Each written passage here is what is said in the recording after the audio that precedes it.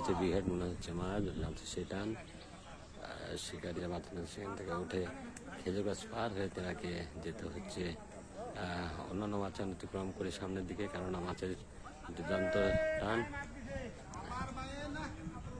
মাছের পিছনে ছুটছিলেন শিকারি। বড় মাছ হলে আসলে করণে কিছু থাকে না। এই মাঝখানে মাছ কর্নার দিক চলে যাওয়ার চেষ্টা, মাছ আরও দেখুন শিকারিকে পিছন পিছন ছুটতে হচ্ছে। একেবারে খেজুর গাছ কর্নারের কাছাকাছি চলে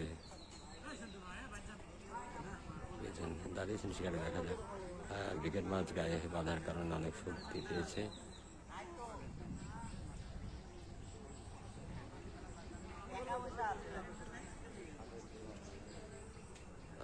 দেখা যাচ্ছে মাছের বন্ধুরা দেখুন মাছ অনেকটা নিয়ন্ত্রণ নিতে পেরেছেন, শেষ পর্যন্ত তুলতে সক্ষম হন কিনা সেটি দেখার বিষয় রয়েছে।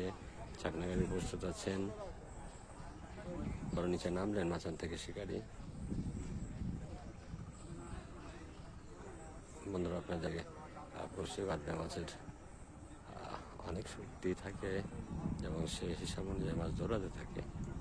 চেষ্টা করছে মাছটিকে নিয়ন্ত্রণ নেওয়ার, আসলে মাছটি তুলতে পারে কিনা সেটি আমরা দেখব, সাথে থাকুন ভিউয়ার্স। আবারও খেজুর গাছের তলে ছাকলা হতে পারে অন্য মাছানে এসে। সুন্দর, চমৎকার, দারুণ সাইজের ব্রিগেড মাছ শেষ পর্যন্ত শিকারি সাইডে নিয়ে এসেছেন এবং ছাকনাগাড়ির দক্ষতায় মাছটিকে বেশ ভালোভাবে তুলতে সক্ষম হয়েছেন।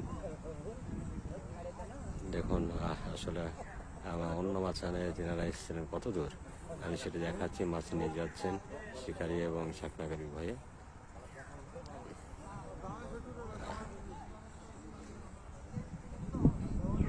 কয়েকটা মাচান পেরিয়ে তাদেরকে অন্য মাচানের সাহায্য নিয়ে মাছটিকে তুলতে হলো এবং অন্যান্য মাচানের শিকারি ভাইরা এখানে সহযোগিতা করেছেন। দেখুন আসলে দেখাচ্ছি মাছটি পূর্ব পার থেকে একেবারে পশ্চিম পারে এসেছে। এই দৃশ্য তাদের মাছ হয়েছে মনে হয়।